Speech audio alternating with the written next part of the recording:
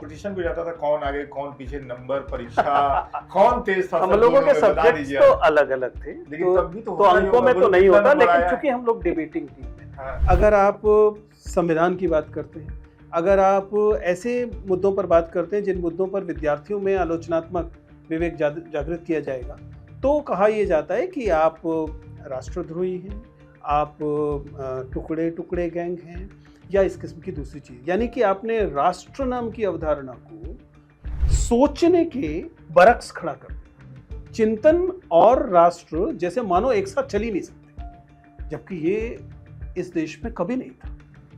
दरअसल सवाल उठाना इसलिए महत्वपूर्ण है क्योंकि सवाल उठाना सुनिश्चित करता है कि ये राष्ट्र खूबसूरत बनेगा। मैं मूलतः शिक्षक हूं, एक शिक्षक की तरह मरूंगा। बाकी आप जितना मर्जी इसे मुझे इन्फ्लुएंसर घोषित कर दीजिए, इंटरव्यूअर घोषित कर दीजिए, कुछ भी घोषित कर दीजिए, क्रिएटर घोषित कर दीजिए। एक्टिंग भी की आपने, एक्टिंग भी की आपने, तो अभिनेता भी हैं। लेकिन अंततः मैं एक शिक्षक हूं और शिक्षक की तरह मरूंगा। कई बार ऐसा होता है, मैं बिहार से आता हूं और हमारे यहाँ सर बातचीत करना तो है ही, एक शब्द हमारे यहाँ अभी परिचित हुए होंगे, टीचर हैं पढ़ाते हैं, बतकही करना।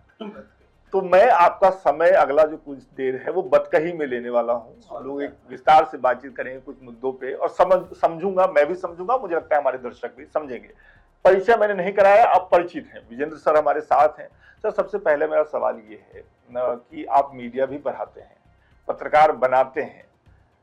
आज की तारीख में मीडिया पे जो सवाल उठ रहे हैं, जिस तरीके से कई तरह के सवाल उठ रहे हैं मीडिया पे, बताओ टीचर जब आप क्लासरूम में बच्चों को पढ़ाते हैं, मीडिया के बच्चों को पढ़ाते हैं, क्या बताते हैं? विकास जी, सबसे पहले तो शुक्रिया इस बतकही में शामिल करने के लिए। अहम सवाल उठाया आपने कि एक मीडिया एज एन इंस्टीट्यूशन और मीडिया में जाने वाले लोग, दोनों के सामने ये अहम सवाल है। ये कुछ ऐसे है जैसे कि एक पूरा का पूरा प्रोफेशन अब डिस्ग्रेस्ड अवस्था में है। अब आप किसी को कहें कि आप पत्रकार हैं तो पहले जैसा आपके प्रति सम्मान उमड़ता था, अब नहीं उमड़ता। अब पहले ये सवाल पूछा जाता है कि मतलब आप किसकी तरफ के पत्रकार हैं जी? आपकी पत्रकारिता जो है वह किस पाले की पत्रकारिता है। और एक डेमोक्रेसी में ये दुखद चीज़ है। ये पूरी की पूरी एक अकाउंटेबिलिटी का जो पूरा मेजर था उसमें प्रेस एक इम्पॉर्टेंट रोल प्ले करती थी। जब प्रेस सत्ता से सवाल पूछती थी, जब प्रेस जो है वह पत्रकार जो है वह ताकतवर लोगों से सामने सवाल पूछता था, बेचारा साइकिल पे जाता था, स्कूटर पे जाता था, लेकिन उसके पास ये साहस था कि मेरी समाज में ये इज्जत, ये रुतबा है कि मुझे कोई सीधे सीधे नुकसान नहीं पहुंचाने से बचेगा। अब नुकसान पहुंचाने की जरूरत ही खत्म हो गई। अब सत्ता से सवाल खत्म हो गए। कई बार तो सत्ता से सवाल करने की जगह पर विपक्ष से सवाल करने शुरू हुए, जिसका परिणाम ये है कि कुल मिलाकर जो हमारे विद्यार्थी हैं अब वे शायद एक नौकरी करने के लिए पत्रकारिता में जाने लगे। ऐसा नहीं है कि पत्रकारिता एक अकेला पेशा इसके साथ हुआ। मतलब मैं एक शिक्षक हूँ और मैंने शिक्षण में, टीचिंग में ये होते हुए भी देखा है कि टीचर का रुतबा जो है समाज में उस पैमाने पर नहीं बन पाया जिस पैमाने पे बनना चाहिए था। लेकिन पत्रकारिता में आपका कहना बिल्कुल सही है। और मैं अपने विद्यार्थियों को किस तरीके से देखता हूँ, हम उन्हें बताने की कोशिश करते हैं कि टेक्निकली बहुत स्मार्ट रहिए, आपको जिन स्किल्स की ज़रूरत है वो हासिल कीजिए, लेकिन उससे पहले अपने विषय वस्तु के संदर्भ में, अपने पर्सनैलिटी के संबंध में इस बात को समझिए कि आप पत्रकार क्यों बनना चाहते हैं। क्या आप पत्रकार केवल एक असेंबली लाइन में खड़े हो जाने वाले व्यक्ति की तरह बनना चाहते हैं, या वाकई आप इसमें कुछ कंट्रीब्यूट करने के लिए बनना चाह रहे हैं? आपने जैसा कहा कि आप बच्चों से मिलते हैं, पढ़ाते हैं, मैं आपसे ये पूछता हूँ कि एक टीचर के तौर पे अपने बच्चे के लिए सबसे महत्वपूर्ण क्या है? जैसे आप जब बच्चों को पढ़ाते हैं, सामने क्लास बैठी हुई है, तो उनको अगली परीक्षा में अच्छे नंबर आ जाएं या वो आगे चल के नौकरी करें, बेशक नौकरी करना चाहते करें, उसके लिए भी टीचर तैयार करते हैं, या फिर आप चाहते हैं कि जितने बड़े बच्चे हैं, अगर 20 हैं तो वो जब निकले यहाँ से तो एक क्रिटिकल सोच वाले लोग निकले।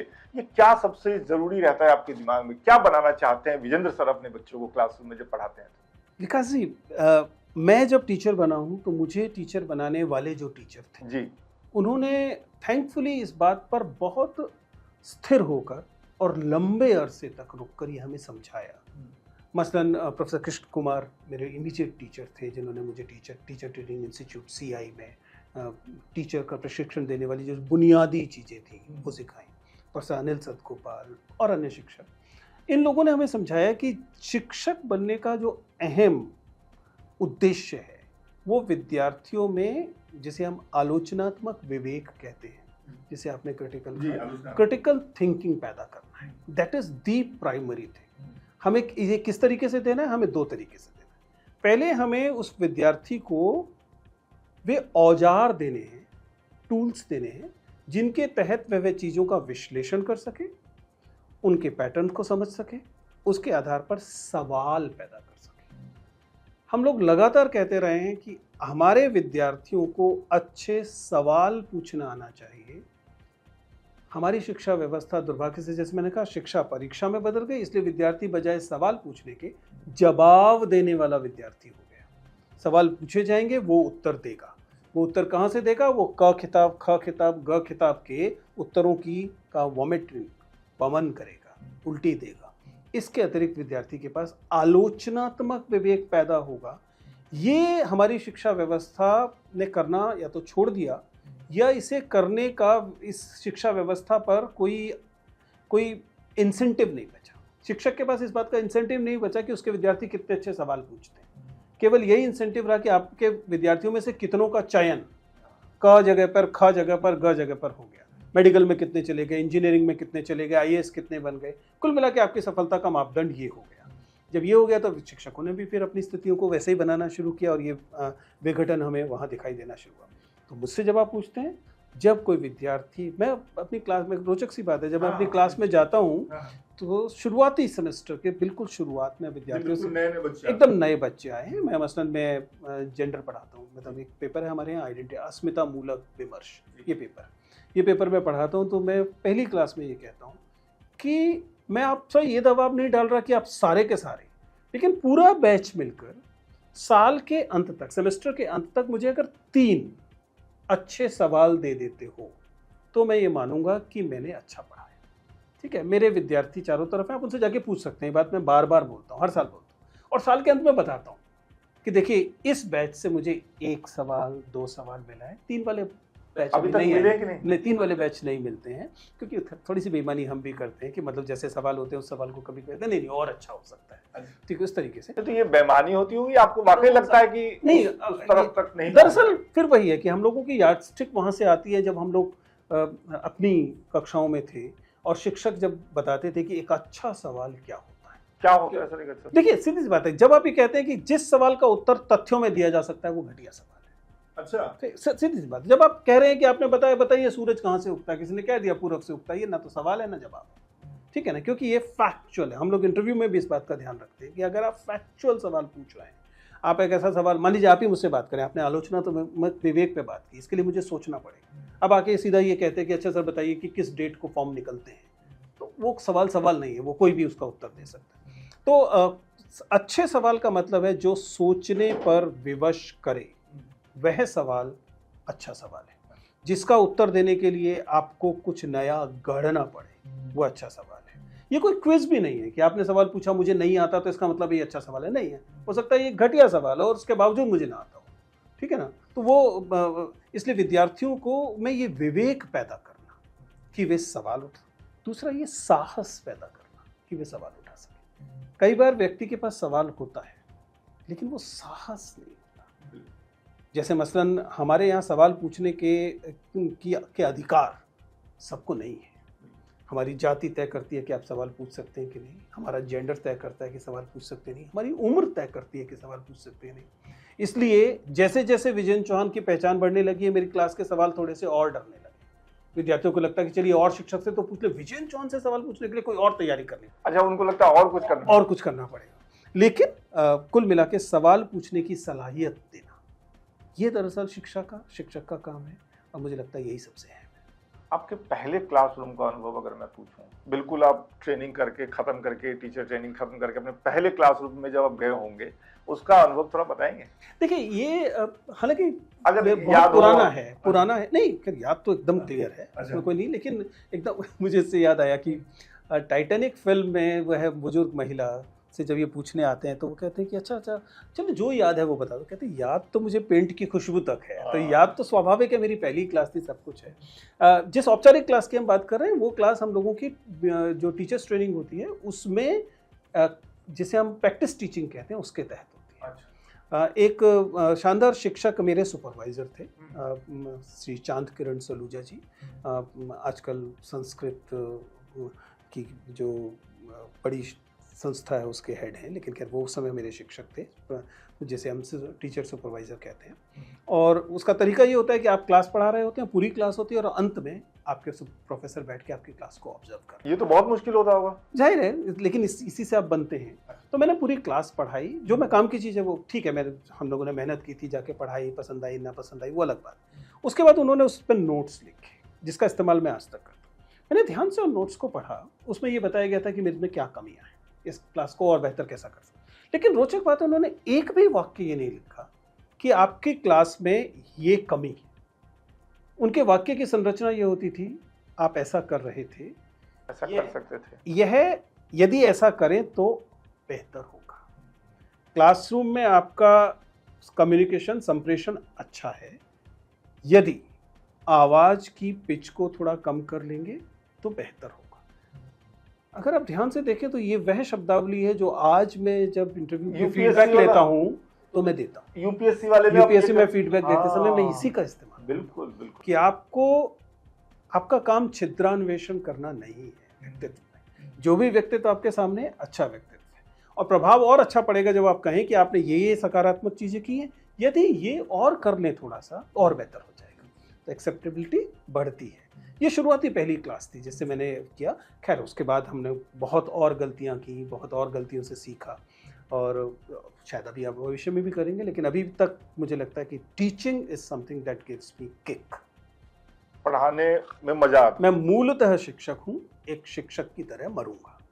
बाकी आप जितना मर्जी से मुझे इन्फ्लुएंसर घोषित कर दीजिए, इंटरव्यूअर घोषित कर दीजिए, कुछ भी घोषित कर दीजिए, क्रिएटर घोषित कर दीजिए। एक्टिंग भी की आपने, एक्टिंग भी की आपने, तो अभिनेता भी हैं। लेकिन अंततः मैं एक शिक्षक हूँ और शिक्षक की तरह मरूंगा। ये मेरे पिताजी कहते थे, जब हम लोग पढ़ रहे थे अपने समय में, तो वो कहते थे कि अच्छा स्टूडेंट वो है जो अपने टीचर को क्लासरूम में आने से पहले खूब तैयारी करने पे मजबूर कर दे। आप कितने तैयारी करते हैं क्लासरूम से पहले? देखिए ये क्या तैयारी करते हैं ये क्लास से पहले? मसलन ऐसा आज तक नहीं हुआ कि मैं क्लास में जा रहा हूँ मैं बिना पढ़े। यद्यपि ये सही है कि, और इसीलिए मैं वो सवाल कहता हूँ कि आपके पास सवाल होने चाहिए, क्योंकि मैं लगातार ये उम्मीद करता हूँ कि कुछ चुनौती मिले। एक अच्छी कक्षा अनिवार्यतः वह होती है जो शिक्षक को चुनौती देती है। इस चुनौती का मतलब ना तो बदतमीजी करना होता है, ना परेशान करना होता है। इस चुनौती का मतलब एक जेन्युइन क्यूरियोसिटी का पैदा होना और फिर उसके शमन की कोशिश करना होता है। तो मैं आज भी पढ़ता हूँ, पढ़ना ही पड़ता है, बिना मतलब ऐसा नहीं है कि ये कोई घमंड की बात है, मतलब। और मुझे नहीं पता ये कौन से शिक्षकों की बात की जाती है जो बिल्कुल नहीं पढ़ते, क्योंकि यकीन कीजिए मेरे इर्द गिर्द के शिक्षक लगातार ऐसे हैं जो मुझे पढ़ते दिखते हैं। ऐसा नहीं है, ऐसे भी हैं कुछ लेकिन वो दरअसल फिर शिक्षक हैं नहीं, क्योंकि शिक्षक होने में तो ये आपकी जिम्मेदारी हो ही जाती है, और ये किसी भी किस्म के दर्प घमंड की बात नहीं। अगर आप क्लास में जाएंगे और आप वास्तव में विद्यार्थियों के साथ इंगेज करेंगे तो आपको पढ़ना पड़ेगा। यहाँ से थोड़ा आगे बढ़ते हैं। मेरा अगला सवाल आपसे ये है कि पिछले कुछ सालों में देश में एक ऐसा माहौल बना जो पहले नहीं था, और ये मैं इसलिए कह रहा हूँ क्योंकि मैं जब अपने गांव में था और जब मैं किसी भी, उस समय तो रेडियो पे ही न्यूज़ सुनते थे, और जब कोई खबर होती थी तो किसी विश्वविद्यालय के, दिल्ली विश्वविद्यालय के, जवाहरलाल नेहरू विश्वविद्यालय के अध्यापक प्राध्यापक की बाइट होती थी विशेषज्ञ के तौर पे, बुद्धिजीवी के तौर पे। और फिर मैं अपने पिताजी को इसलिए लाऊंगा क्योंकि वो ये कहते थे कि उनको कभी मौका नहीं मिला दिल्ली आने का। वो ये कहते थे कि ये दो यूनिवर्सिटी है, दिल्ली यूनिवर्सिटी और जेएनयू, जहाँ जो पढ़ाता है वो विशेषज्ञ होता है, बौद्धिक होता है।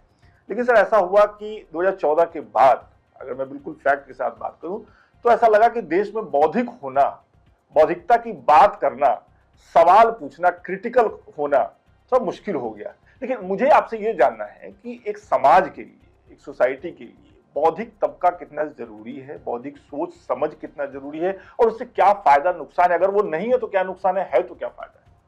देखिए आप बहुत अहम सवाल उठा रहे हैं, और ये सवाल जाहिर है कि राजनीतिक सवाल है, लेकिन आपको समझना पड़ेगा कि वे कौन सी शक्तियां हैं जिन्हें ये सूट करता है कि the society should be deintellectualised. समाज का अबौद्धिकरण करना किसके लिए सहूलियत की चीज़ है, और यदि आप समाज के में ओपिनियन बिल्डिंग को इंटेलेक्चुअल्स के हाथ से ले लेना चाहते हैं तो फिर ये किसके हाथ में देना चाहते हैं? ये मूलतः सवाल इतना है कि, और ये आपकी बात सही है कि 2014 के बाद हमें ये बहुत बड़े पैमाने पे दिखाई देता है। ये उससे थोड़े से पहले से प्रक्रिया शुरू हो चुकी थी, और हमें दिखाई देता है कि अगर आप आलोचनात्मक विवेक की बात करते हैं, अगर आप संविधान की बात करते हैं, अगर आप ऐसे मुद्दों पर बात करते हैं जिन मुद्दों पर विद्यार्थियों में आलोचनात्मक विवेक जागृत किया जाएगा, तो कहा यह जाता है कि आप राष्ट्रद्रोही हैं, आप टुकड़े टुकड़े गैंग हैं, या इस किस्म की दूसरी चीज। यानी कि आपने राष्ट्र नाम की अवधारणा को सोचने के बरक्स खड़ा कर दिया। चिंतन और राष्ट्र जैसे मानो एक साथ चल ही नहीं सकते, जबकि ये इस देश में कभी नहीं था। दरअसल सवाल उठाना इसलिए महत्वपूर्ण है क्योंकि सवाल उठाना सुनिश्चित करता है कि ये राष्ट्र खूबसूरत बनेगा, लेकिन आपने उस सवाल उठाने को अब अबौद्धिक होने को प्रमाण बना दिया आपके राष्ट्र से प्रेम करने का। क्यों जरूरी आपको जान पड़ता है? ये आपको इसलिए जरूरी जान पड़ता है क्योंकि अगर आप ऐसा करेंगे तो आप सोचने समझने से विमुख होंगे और अंततः फिर उस धार में बह जाएंगे जिस धार में बहने के विषय में सत्ता चाहती है कि आप बहें। आप धर्म की बात करेंगे, आप उन्माद की बात करेंगे, आप दंगाई होने को गर्व की बात करेंगे, आप दंगों पर गर्व करना शुरू करेंगे, आप इतिहास में जो तमाम बुरी चीज़ें हुई हैं उन पर गर्व करना शुरू करेंगे, और आपको लगेगा कि नहीं यही गौरव गान है। ये तो आपत्तिजनक है। मैं आपसे ये पूछना चाहता हूँ जो मैंने पहले भी पूछा था कि ये तो आपने बताया कि ये इससे क्या दिक्कतें हैं। मैं ये पूछना चाहता हूँ कि अगर मान लीजिए कि ऐसे समाज की कल्पना करते हैं जहाँ 90% वर्कफोर्स जो है उसका या 95% वर्कफोर्स अपना काम अच्छे से कर रहा है, नौकरी कर रहा है, बच्चे पाल रहा है, परिवार कर रहा है, लेकिन बौद्धिक सोच समझ उसमें नहीं है, मान लीजिए उस सोसाइटी में क्या नुकसान हो सकते हैं? 4-5 नुकसान वैसे किसी सोसाइटी का। देखिए, हम इसको एक भिन्न तरीके से समझाता हूँ कि हमारे यहाँ कॉलेज में इस तरीके की बात बार बार की जाती है। मसलन कहा जाता है कि जाइए क्लास में पढ़ाइए, पढ़ाना चाहिए, आपको रिसर्च करनी चाहिए, आपको इन सवालों पर सामाजिक राजनीतिक इन सवालों पर सोचने की क्या जरूरत है? अच्छा, ठीक है, ये बात इसके लिए हम थोड़ा सा पीछे, जिस समय के बारे में आपने कहा कि जब JNU-DU कहा जाता था तो विद्वता, उस समय को पर हम जाते हैं। और मैं उदाहरण देता हूँ, मसलन टीचर का नाम लेने की जरूरत नहीं, हमारे यहाँ कई शानदार शिक्षक थे, वो बहुत खूबसूरत शिक्षक थे, उनका गणित बहुत अच्छा था, अगर गणित पढ़ाते थे, विज्ञान पढ़ाते थे तो विज्ञान बड़े अच्छे थे, वो किसी पॉलिटिक्स में हिस्सा नहीं लेते थे, वो पेपर पब्लिश करते थे, अच्छे प्रोफेसर थे। उनमें से एक से मेरी बात हुई कि सर आप ऐसा करते हैं और ये लोग तो पॉलिटिक्स करते हैं, आप इनके बारे में क्या सोचते हैं? उस व्यक्ति ने बहुत शानदार बात बताई। मैंने कहा ये बात सच है कि मेरी प्रकृति नहीं है कि मैं नारे लगाऊं, ये सही है कि मेरी प्रकृति नहीं है कि मैं इन विषयों पर लिखूं क्योंकि मेरा स्पेशलाइजेशन नहीं है, लेकिन मैं अपनी लैब में काम कर पाता हूँ, मैं अपनी क्लास में पढ़ा पाता हूँ क्योंकि ये लोग वो कर रहे हैं जो सबको करना चाहिए था। और अगर हम सारे लोग ऐसे हो जाएंगे जैसे मैं हूं तो मैं वह नहीं कर पाऊंगा जो मैं करना चाहता हूं। जब आपने कहा कि नहीं आप जाइए क्लास, अपना काम कीजिए, अपना एक वर्कर काम कराए, कंडक्ट, वो काम करने की बुनियादी शर्त है कि व्यवस्था ठीक तरह से काम कर रही हो। जो नीट होता है वो उन लोगों की वजह से होता है जो अपॉलिटिकल है। नीट होता है मतलब नीट के जो विचलन सामने आते हैं, जो गड़बड़ होती है, क्योंकि आपको लगेगा सारे व्यवस्था के लोग अपना काम कर रहे थे, नहीं होगा। जब आप इन चीजों में करेंगे तो आपको जब आप एक शिक्षक कहेगा अच्छा मैं राजनीति नहीं करूंगा, मैं सिर्फ पढ़ाऊंगा, तो फिर आपको कहा जाएगा नहीं आप ये मत पढ़ाइए, आप ये पढ़ाइए। आपके हाथ में एक नया इतिहास रख दिया जाएगा। उस शिक्षक को पता है कि ये इतिहास गलत है। अब उसके पास दो ही विकल्प है, या तो इस डिस्टॉर्टेड हिस्ट्री को पढ़ाएगा या फिर वो उठ के बोलेगा कि ये हिस्ट्री डिस्टॉर्टेड है। जैसे ही वो बोलेगा आप कहेंगे कि वह राष्ट्रद्रोही है, और अगर वो पढ़ाएगा तो वो अपना जमीर मार कर पढ़ाएगा। अब यहाँ से जो मेरे कुछ सवाल हैं वो आपसे जुड़े हुए हैं, क्योंकि आपके बारे में इंटरनेट पे मैं सर्च कर रहा था, गूगल पे जैसे ही लिखते हैं आपका नाम तो तमाम तरह के सवाल वो आते हैं जो लोग जानना चाहते हैं। सबसे पहले लोग ये भी जानना चाहते हैं कि विजेंद्र सर प्रोफेसर हैं, दिल्ली यूनिवर्सिटी में पढ़ाते हैं, जनरल पढ़ाते हैं, मीडिया पढ़ाते हैं, यूपीएससी से कैसे कनेक्शन बैठा? वो सवाल जवाब जो रील वायरल हुए, तमाम चीज, कैसे कनेक्शन है सर यूपीएससी से आपका? कि जो इंटरव्यू, मॉक इंटरव्यू होते हैं उससे? ये बड़ा हिस्सा संयोग है। हाँ।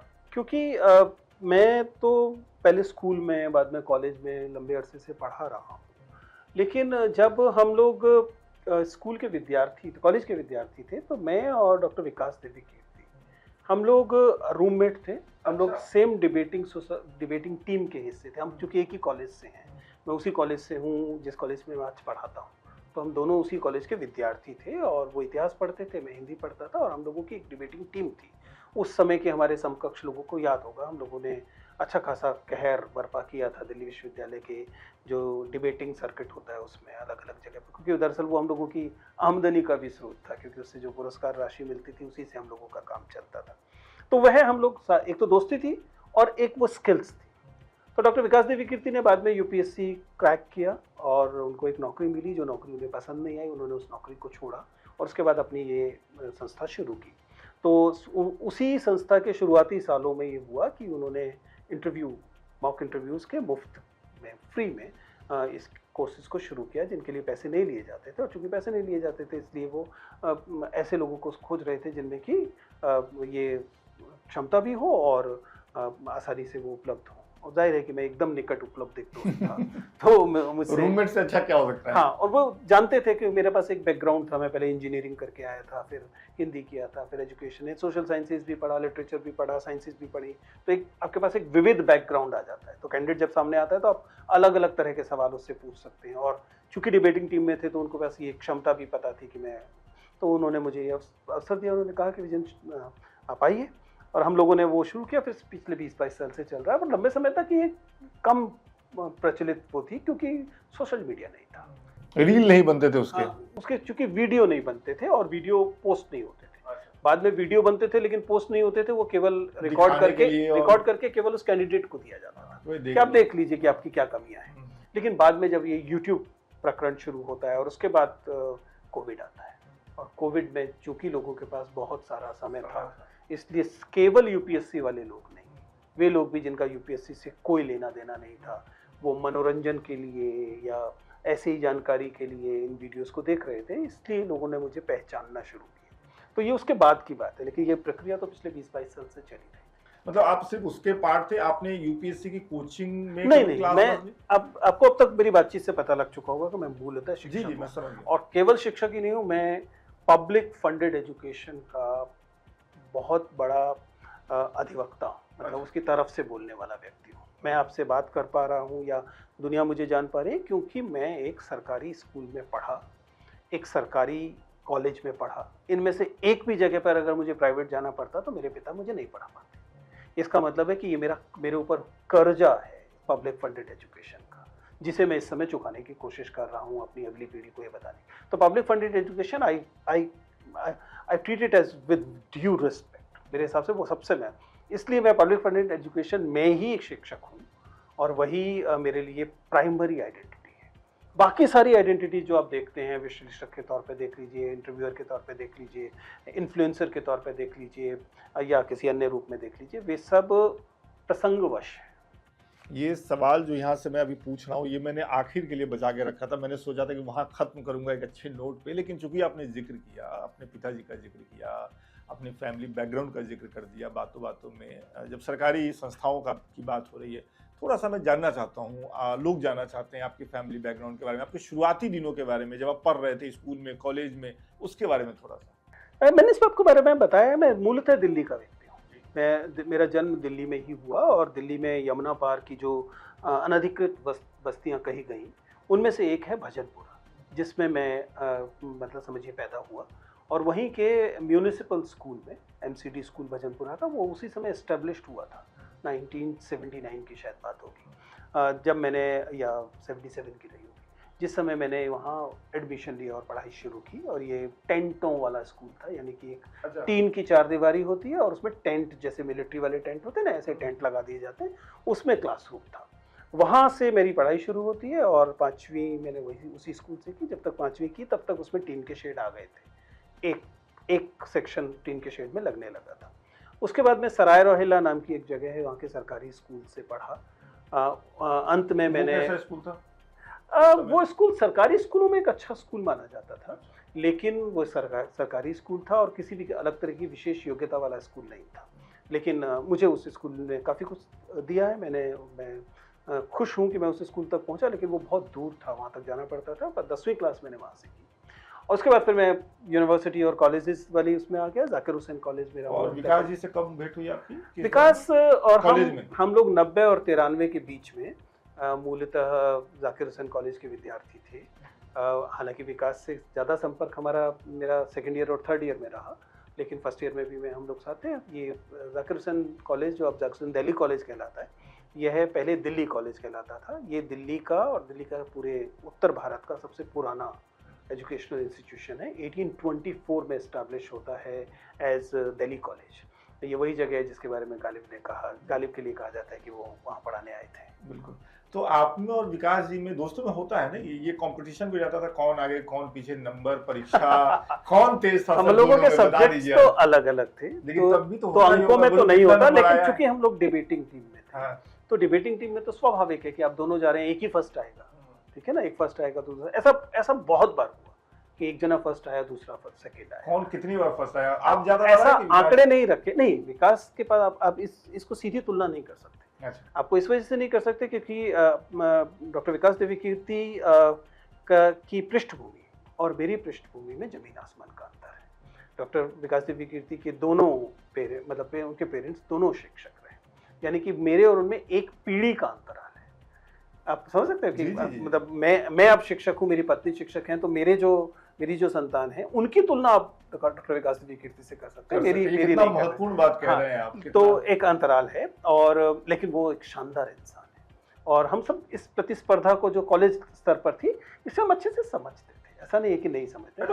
हाँ, फ्रैंकली इस पर बात भी करते थे। आप जानते थे कि भाई ये समस्याएं, ये, और थैंकफुली इसने दोस्ती पर असर नहीं डाला, कभी नहीं डाला, और इस बात को हम लोग समझते थे।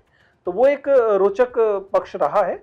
इसलिए आप पाएंगे डॉक्टर विकास देवी कीर्ति की भाषा एक संश्लिष्ट भाषा है, एक अच्छी भाषा है। मेरी भाषा में आपको वो दिल्ली वाला पुट दिखाई देगा जो अगली पीढ़ी तक पहुंचते पहुंचते गायब होना चाहिए था। अभी बहुत साफ है, बहुत अच्छी भाषा है सर। अभी आपका बड़प्पन है कि आप ऐसे कह रहे हैं। विकास जी से तो जो अब मैं बतकही के लिए अप्रोच करूंगा तो ये वाला इंटरव्यू भेजूंगा और देखिए सर का कर लिया तो आप भी बतिया लीजिए। मैं आपके बारे में जानना चाहता हूँ, जैसे आपका फिर तो स्कूल बहुत अच्छा रहा होगा, स्कूल से लेकर कॉलेज तक फर्स्ट। नॉट नेसेसरीली, ये ठीक है कि मैं स्कूल में 10th क्लास में अपनी क्लास में फर्स्ट आया था, लेकिन ये इस फर्स्ट को आप टॉपर वाली भाषा में नहीं देखेंगे। अच्छा। आप एक औसत स्कूल में जहाँ पे 60-65 पे भी फर्स्ट आ जाते हैं, बाकी बहुत सारे लोग बच्चे फेल होते हैं तो एक फर्स्ट आ गया वाला, ऐसा वाला था। लेकिन जो सुखद चीज़ थी वो ये थी कि उस समय तक इस शहर की जो सरकारी स्कूल व्यवस्था थी उसका विघटन हुआ नहीं था। ये शुरू होता है, ईमानदारी से बात है, कि 91 के बाद, जब चूंकि प्राइवेट स्कूलों को बहुत आगे बढ़ाना है तो आपको गवर्नमेंट स्कूल को गिराना पड़ेगा। वरना पहले गवर्नमेंट स्कूल का मतलब बुरे स्कूल नहीं होता था। शिक्षक पढ़ाते थे, विद्यार्थी पढ़ते थे, और आपको ये बताने में कोई शर्मिंदगी भी नहीं होती थी कि आप एक सरकारी स्कूल से पढ़ के आए। ये सब 91 से बाद के लक्षण हैं जो वो तो साफ दिखता है कि एक चरण में किया गया ये, और अब ये हायर एजुकेशन हो रहा है। अगर आप इस नीट के वास्तविक परिणामों को देखें तो आपको समझ में आएगा कि वे लोग जिनके पास 1 करोड़ रुपया था और उनको प्राइवेट मेडिकल कॉलेज भेजना पड़ता था, अब उसमें से पैसा बचा के 20 लाख रुपए में गवर्नमेंट मेडिकल कॉलेज भेज रहे हैं। परिणाम ये है कि अब गवर्नमेंट मेडिकल कॉलेज में औसत से नीचे वाले बच्चे पहुंचेंगे। जिन्होंने पेपर खरीदा था, इनके टॉप होंगे। इनको क्या मिलेगा? मौलाना आजाद मेडिकल कॉलेज, इनको मिलेगा एम्स। इन इंस्टीट्यूशंस में जो बच्चे पढ़ने जा रहे हैं वो डिजर्व नहीं करते, वो नीचे के थे। इंस्टीट्यूशन क्या करे? डिग्रेडिंग होगी। इससे वो जो प्राइवेट मेडिकल कॉलेजेस हैं उनका रुतबा बढ़ने लगेगा। ठीक वैसा जैसा कि स्कूल के साथ हुआ, अब हायर एजुकेशन के साथ हो रहा है। यूनिवर्सिटी एजुकेशन के साथ शुरू हो गया, मेडिकल कॉलेजेस का संकेत आपको मिल गया। मैं आपसे ये पूछना चाहता हूँ कि पढ़ाते हुए, यूपीएससी के लिए मॉक इंटरव्यू करते हुए, जब आप बड़े स्क्रीन पे पहुंचे, आपको एक्टिंग करते हुए हमने देखा, क्योंकि आपका एक जुमला बहुत वायरल हो गया था उस वजह से, वो अनुभव कैसा रहा? फिर मैं आऊंगा जो आपके पीछे ये लगा है, आपके चैनल का जो नया सिल्वर वो है, उस पे पहले वो अनुभव बताइए। देखिए, वो एक्टिंग कर रहे थे तो क्या वो संयोग था। मतलब उसमें आप समझते कि ये शायद कहना गलत होगा कि मैं एक्टिंग कर रहा था, क्योंकि मॉक इंटरव्यूज की विशेषता है कि वो अनस्क्रिप्टेड होते हैं। आप तो वैसे ही थे, बाकी लोग वो एक स्ट्रक्चर होता है, उसी में से कुछ चीजें मनोरंजक किसी को मिली तो वो उड़ा ले गए, और उड़ा ले गए तो चूंकि बहुत सारी एक नई क्रिएटर बिरादरी पैदा हुई जिसको कहीं से भी सामग्री चाहिए थी और सामग्री से वे मनोरंजन कर रहे थे, तो उन्हें विजयन चौहान का आपके बैठने का तरीका कैजुअल है, वो एक ऐसे पीस की तरह मिलता है जो बहुत सारी जगह पे फिट हो जाता है, रमी के जोकर की तरह। इसलिए वह एक तरह से सही एक्सप्लोजन होता है और सब जगह वो पहुंच जाता है, लोग पहचानने लगते हैं। मैंने इससे लेकर कैसे रिएक्ट किया, देखिए इसमें कुछ नाराजगी जैसी चीज थी, ठीक है ना। आपने कैसे लिया उसको? तो वही मतलब स्पोर्टिंगली लिया, ठीक है ना। यद्यपि कोई भी शिक्षक ये तो नहीं चाहेगा कि वो मीम मटेरियल हो जाए, लेकिन अब हो ही गए तो क्या कर सकते हैं, तो देख लेंगे पार्टनर। वो शोले वाली लाइन है ना कि जब कह ही दिया है तो देख लेंगे पार्टनर। पॉजिटिव इसके साथ ये हुआ कि मेरी अपनी एक राजनीतिक, एक सामाजिक समझ है और मैं चाहता हूँ कुछ संदेश देना चाहता हूँ। अब जब लोगों ने मुझे पहचानना शुरू किया, लोगों ने जानना शुरू किया, तो मुझे लगा कि अवसर है कि जब लोग पहचान रहे हैं तो वह बात जो कही जानी चाहिए कह दी जाए। तो मैंने इसका यह आप कह सकते हैं लाभ उठाया या इसके बारे में चर्चा की, और अभी तक मैं ये कर रहा हूँ। मुझे पता है कि ये जो फेम होता है ये अनंत काल का नहीं होता है, ठीक है ना। इसका एक शॉर्ट सा पीरियड होता है, उसका कोई असर नहीं पड़ा है आप पे, मुझे लगता है जो टीचर उस पर वो समझ, चूंकि शुरुआत में ये बात समझ में आ गई कि फेम जो है इनफाइनाइटली नहीं रहेगा, 6 महीने रहेगा, साल भर रहेगा, 2 महीने रहेगा। मैं तो मान रहा था 1 महीना 2 महीना रहेगा, वो बढ़ के साल 6 महीना हो गया, कोई ठीक है, कोई बात नहीं। लेकिन ऐसा नहीं है कि मेरी कोई भी पहचान इस पर आश्रित हुई। मैं पहले भी शिक्षक था, अब भी शिक्षक था। कम से कम मेरे दोस्तों में ये शिकायत किसी ने नहीं की कि यार तू तो आज बड़ा आदमी हो गया है, तू तो लोकप्रिय हो गया है, फोन नहीं उठाता। ऐसा मेरे दोस्त ने अभी तक किसी ने नहीं कहा है। ये बहुत बड़ी बात है और ये आपका बड़प्पन है। नहीं तो बहुत लोग तो बहुत कम में वो हो जाते हैं, पता नहीं शायद वो कम नहीं होता होगा उनके पास। मैं तो अभी भी इकोनॉमी क्लास में चलने वाला व्यक्ति हूं। अरे सर क्या बात है जी। आगे 2 सवाल हैं बस मेरे, क्योंकि आप घड़ी देख रहे थे, मुझे पता है कि लंबा समय मैं ले चुका हूँ। एक मेरा सवाल ये है कि मैं सुन रहा था आपको बोलते हुए, आप बहुत अच्छा बोल रहे थे, मुझे अच्छा लगा। आप जो बता रहे थे कि जो लोग यूपीएससी क्रैक करते हैं, जब आईएएस बनते हैं, आईपीएस बनते हैं, हम देख रहे हैं कि सब लोग नहीं, कुछ लोग हम देखते हैं कि तुरंत उनके साथ एक कैमरा लेकर के चलने वाला भी आदमी आ जाता है। गेट कैसे खुल रही गाड़ी का लोअर एंगल विजुअल चलता है और फिर रील बनता है। तो ये जो भोकाल कुछ अधिकारी काटते हैं सर उस जॉब में जाने के बाद, उसको लेकर के मैं एकदम ब्रूटल, जैसे आप कहते हैं कि मैं ईमानदारी से बोलूंगा, ईमानदार मैंने इस बात को पहली बार जब बोला था तो कई जो प्रशासनिक सेवा संघ होते हैं उन्होंने पत्र लिखे कि देखिए कैसा बोल रहे हैं। आप नाराज हो गए थे? नाराज हो गए थे, लेकिन खैर वो एक अलग बात है, बहुत साधारण सी बात है। आप तो मीडिया के विद्यार्थी, आपने थैंकफुली बात की किस एंगल से फोटो ली जा रही है, या माइक्रोफोन है तभी तो आवाज आ रही है। इसका मतलब कॉन्शियसली की गई प्रक्रिया है, ऐसा नहीं है ना कि किसी ने कैंडिडेट आपकी फोटो छीन ली। तो जब आप ऐसा कर रहे हैं तो आप इस बात को समझिए, आप कह रहे हैं कि भोकाल काट रहे हैं, मैं ऐसे एक कदम पीछे जा रहा हूं। वो भोकाल के लिए यहां पहुंचे, भोकाल वह प्राइमरी ड्राइवर है जिसकी वजह से अधिकांश कैंडिडेट आईएएस आईपीएस बनना चाहते हैं।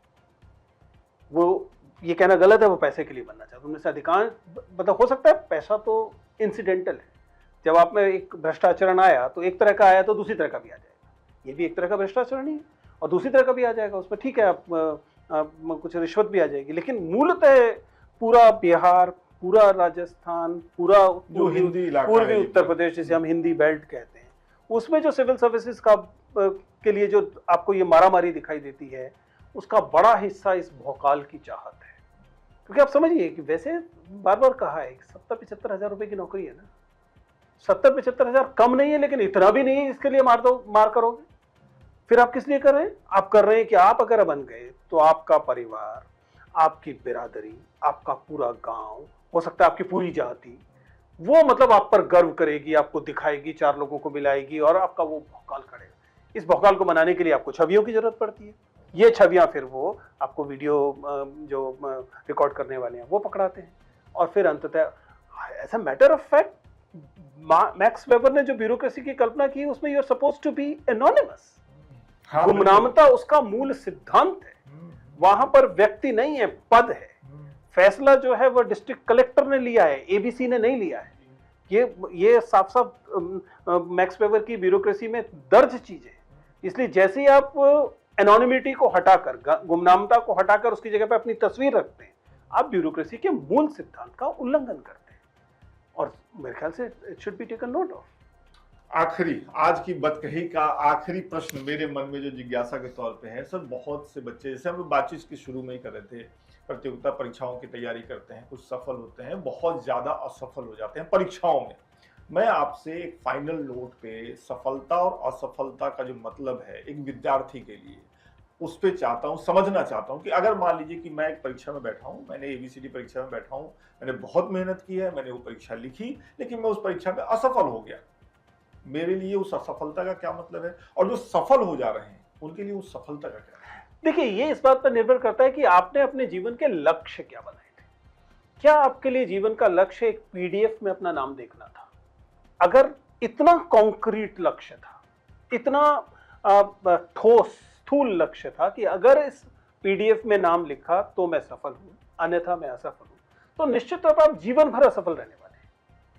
सिर्फ सफल वाले लोग भी असफल रहने वाले, क्योंकि मैं बार बार मतलब मैंने ऐसे लोगों का हर साल 5-7 लोगों का इंटरव्यू लिया है जो सिटिंग IPS ऑफिसर है, IPS ऑफिसर है, लेकिन वो अपनी जिंदगी को अभी पूरी तरह सफल नहीं मान रहे, तभी तो IAS के लिए कोशिश कर रहे हैं ना। हाँ, बिल्कुल बिल्कुल। आप समझ, यानी उनका नाम आ गया, वो अच्छी सर्विस में हैं, और अभी भी it is not success enough, पर्याप्त सफलता नहीं है, सफलता है लेकिन पर्याप्त सफलता उनके लिए। इनफैक्ट मैंने तो जीवन में एक IAS ऑफिसर का भी इंटरव्यू लिया है। वो क्या वाक्य था? उन्होंने IAS ऑफिसर किया, और चूंकि नियम ये है कि IAS ऑफिसर दोबारा से अपीयर नहीं हो सकता, अच्छा, इसलिए उन्होंने IAS ऑफिसर की नौकरी से इस्तीफा दिया और फिर से IAS बनने के लिए इंटरव्यू दिया। क्यों, रैंक बेहतर चाहिए था? रैंक तो था ही, IAS थे ही वो। नहीं, लेकिन उसमें उनको जो कैडर मिला हुआ, कैडर, सॉरी, हाँ मैं कैडर ही कहना चाह रहा जो उनको कैडर मिला वो उनको पसंद नहीं आ रहा था कि नॉर्थ ईस्ट में पटक दिया, नहीं चाहिए मुझे। यानी कि IAS बनने के बाद भी व्यक्ति सफल नहीं मान रहा था अपने आप को। जब आप अपनी सफलताओं को इतने कॉन्क्रीट रूप में रखेंगे अपने लक्ष्यों को, तो आप बार बार अपनी जिंदगी को उस लक्ष्य से तुलना करेंगे और फिर आप कहेंगे कि आप असफल हैं। इसलिए मैं हमेशा कहता हूं हर व्यक्ति को कि अपने लक्ष्य को कॉन्क्रीट गंतव्य के रूप में मत रखिए, अपने लक्ष्य को यात्रा के तौर पे रखिए। फिर आप पाएंगे कि आप यहां से यहां तक चले, ठीक है, यहां नहीं पहुंचे, इतना चलना सफलता है। आपने इस प्रक्रिया में बहुत कुछ सीखा होगा, कुछ जाना होगा, कुछ नए विजन आया होगा, कुछ नया दृष्टिकोण पैदा हुआ होगा, और उसके आधार पर आप जिंदगी में कुछ ना कुछ कर ही लेंगे। आखिर अंततः उन 10 लाख 8 लाख लोगों में से IAS तो वही 150 लोग बनने वाले हैं ना, बाकी लोग तो और ही कुछ करेंगे, और वो और कुछ करने वाला कुछ और सर्विस भी हो सकता है, कुछ अपना काम भी हो सकता है, कुछ और चीजें भी हो सकती है। क्योंकि ये उम्मीद तो कतई मत कीजिए, गणित आपके खिलाफ है। गणित साफ साफ कह रहा है कि आप 8 लाख लोग अपीयर हो रहे हैं, बनेंगे 150 ही, बाकी लोग असफल नहीं है। बस अगर ने तय कर रखा था कि वह PDF में नाम होना ही सफलता है, तो आप PDF में नाम होने के बाद भी असफल होने का कारण खोज लेंगे। आप कह लेंगे सर्विस अच्छी नहीं मिली, कैडर अच्छा नहीं मिला, जिला अच्छा नहीं मिला, पोस्टिंग अच्छी नहीं मिली, कुछ भी। वो शिकायतें बनी रहेंगी, आप कह रहे हैं वो जीवन भर शिकायतें। जो व्यक्ति दुखी होने के बहाने खोजेगा, उसे वो दुखी रहने के लिए अभिशप्त है। इस नोट पे बातचीत को खत्म करने के लिए, इस बतकही को खत्म करने के लिए, और लोकमत हिंदी के दर्शकों को इतना विस्तार से समय देने के लिए सर आपका बहुत बहुत शुक्रिया। Thank you Vikas.